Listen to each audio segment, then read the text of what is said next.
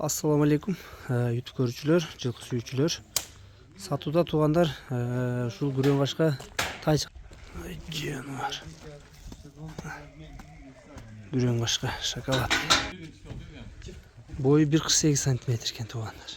Россиядан келиптир. Шоколад тай. 4 казыгы жеп ичкени, ден соолугу жакшы экен. Бою бийик туугандар. Чоң тай издегендер болсо көрөсүңөр. 10 айлык тай экен. Жаңы түлөп баштаптыр да. Жүндөрү узун кашка. Көкүрөктүн кеңиктери, туяктары, бир бутак. Бар. Шоколад.